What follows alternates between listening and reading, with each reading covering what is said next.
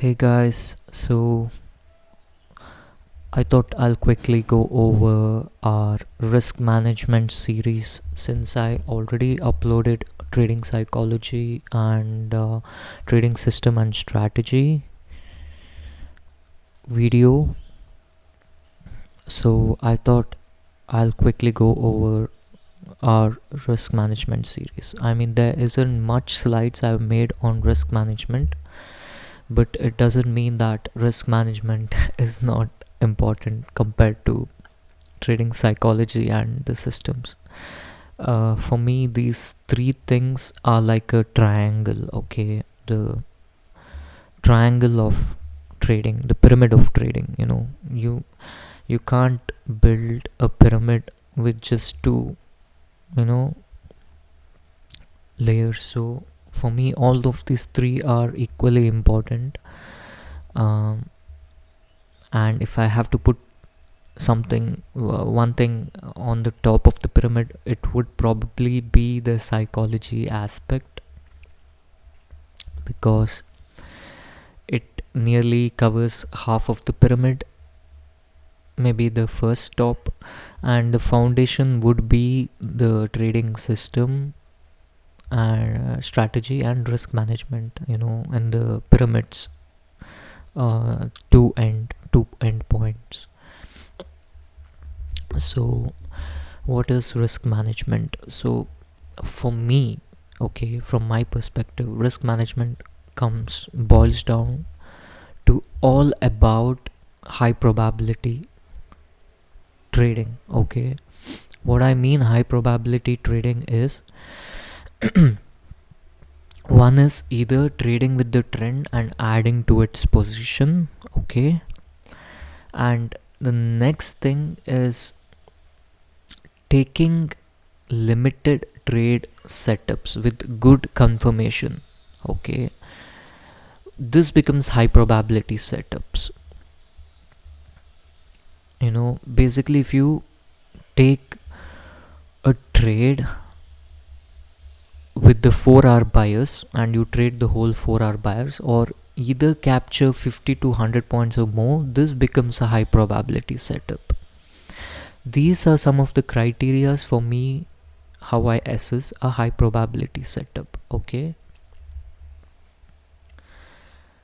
and usually you get a high probability setup either when you're trading the daily bias or the 4-hour bias during the peak trading hours, basically from London to New York close. So let's get on with our slides for risk management. I'm sorry guys.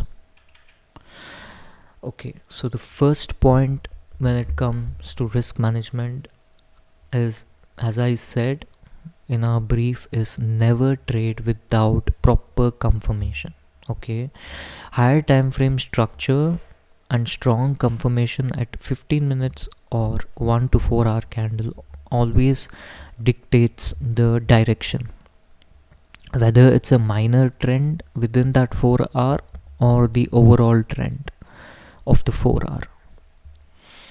Okay, and when I say never trade without proper confirmation, you should also consider the price momentum and timing, or timing and the price shift. Price moves around a certain level at around certain time, basically like the peak trading hours, like the New York open or London open, around that time. Okay, that also gives you a higher confirmation of the direction. And next thing, as I said, which comes for me in high probability, is taking trades with at least 1 to 5, 1 to 10, risk to reward. And when I say 1 is to 5, you're risking maybe $10 to $20 with the 0.10 lot to make $100 to $200. okay, or 50 to $100. This is the range I try to capture in my trades. Why? Because in the long run, this is what gives you edge and not the 1:1 trades, because you can easily come back to the same level if you trade 1:1. You need to have certain edge, okay, and for me this is my edge which I'm trying to achieve, which is taking high probability setups. And these setups, usually you get 1 to 2 trades in a day max, okay, if you precisely assess these trades. You can trade small, okay, I'm not saying you can't trade small, but this, see, majority of your profits come from the 70% of the trades you take, the type of trades, and 30% you can scalp or quickly, enter, exit, but while reducing the position size, taking much more smaller positions when you do all of that. And when you have a good setup, confirmation is when you increase your size, and those trades come only 1 to 2. And how to identify these trades? Again, it takes a lot of chart time and experience. No, I'm not saying learn certain things and you will do, but I have a criteria to assess your trade entry. I'm gonna post it in the next video, so you can go over it, but it's basically by having a proper confirmation before you enter the trade. That's how you find high probability setups. And next, as I said, you can also add position in the direction of the trend. If the structure is maintained, you can keep adding and trading with the trend. I mean, if you're trading Profum, you can't stack too many positions, so I'd say max keep it to 3 to 5, per pair, a position. So this is one more thing. And with time, okay, and experience, you can scale your position. This is another part of risk management, is till you are consistent, stick to a smaller lot size which you're comfortable trading. Because what happens in trading is, as I said, is a behavioral game. It's not, it is not like aha you get it, okay, you get it, but then you have to consistently practice the right way, doing the right things. Then what happens is, it becomes a habit of consistently doing the right things and performing the right way, okay. And then you can, once you have consistency, it becomes much more easier for you to scale, because you're unconsciously doing the right things over and over again without much cognitive bias, and so scaling a position comes with time and experience and consistency. And be consistent, then scale, because if you're consistently doing the right things, you can trade without much cognitive disturbance or confusion, and over time, following the right process, making small gains add up to bigger gains, okay. This is the key to risk management. And the next one, the last slide, is avoid impulsive trading, over trading, and hold your trades for at least 1 hour candle, 1 to 2 hour candle direction, in a good setup. This is another simple thing. See, most of the things, okay, regarding trading is very simple, but the thing is, there's a lot of bad influence when we come into trading, this influencers trying to sell courses, and then again our own information overload. We don't know which is right, which is wrong. This is why I've seen most of people don't even last for 3 to 5 years in the game, because you have to last for at least 3 to 5 years After that you begin to understand what trading is, because most of the bullshit and the noise gets, chopped and cut down. So avoid impulsive trading. What I mean by impulsive trading is you don't know what the heck is happening, but you're constantly trying to buy and sell. Market goes up, you think, oh, it's good time to buy, you buy, and then the market comes down. So you have to have a plan. Never trade impulsively. Don't have to have a rigid plan again, but you have to know what is happening when, at least in the trend, and where your supply and demand zones are. Okay. And with impulsive trading, sometimes you also end up doing over trading. See, impulsive trading and over trading goes hand in hand.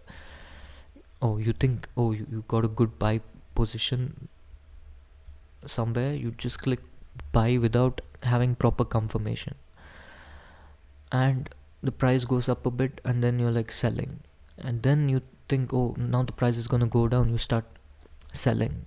So you never do that. It ends up in over trading. Impulsive trading leads to over trading, and from not over trading, you're not holding your trades. As I said, at least for a good trade to play out during good volume, you need 1 hour candle direction, 1 to 2 hour at a minimum, and I'd consider 4 hours to be great, holding your trades for 1 4 hour interval.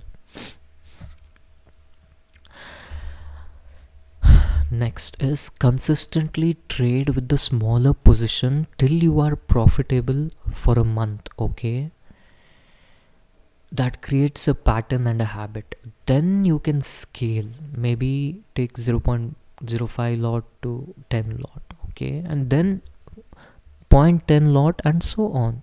Okay, this is how you should slowly scale up, not be very erratic with your position sizing also, and it leads to bad psychology.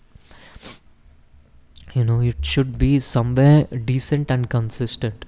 Maybe a bad setup, you take 0.1 to 0.5, and maybe a good lot, you take 0.5 to 0.10. This is how you should adjust. Okay, and then the next part is there's only 1 to 3 good setups in each pair, and I've seen this over and over and over. So take very calculated trades. Why do you want to rush when you already know you're only gonna get 1 to 3 good opportunities? Why do you want to rush?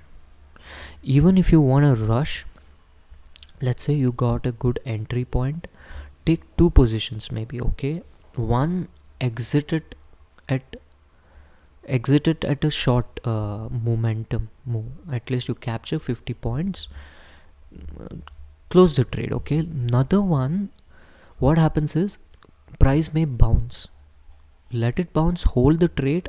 Only if it gets to a certain level, maybe break even, close it.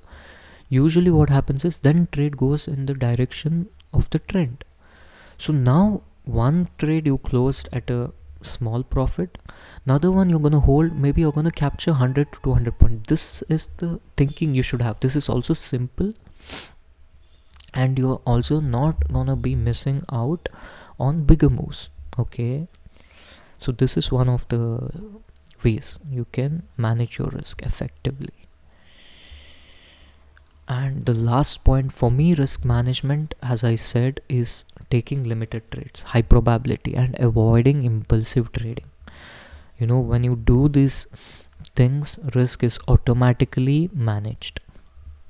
Most of the time what happens is risk is not managed because we are impulsively trading, over trading, and not holding your trades. This is it. And when you hold your trades, don't hold if the trade is going against. Never hope, oh, okay, this trade might go back. No, never do that. Keep your risk to minimum, like $5 to $10, because you can re-enter. Never hope leads to more losses.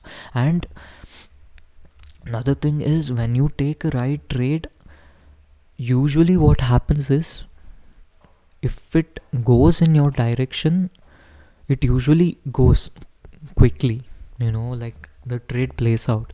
And if it's not playing out, or if it's not maintaining the structure in the direction of the trade you placed, then it is better to exit. Never hope. I've done this 90% of the time, of hoping that the trade may play in my direction, but never hope.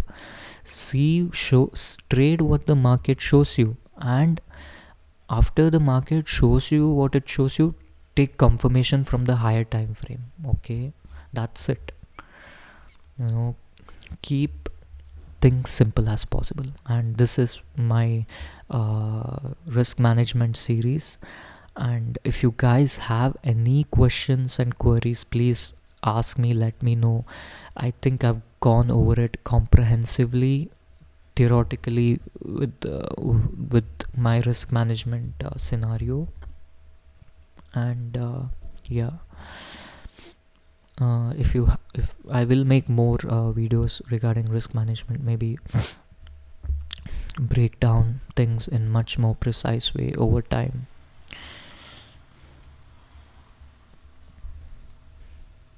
So thank you for watching, guys, and we'll see us in the next video.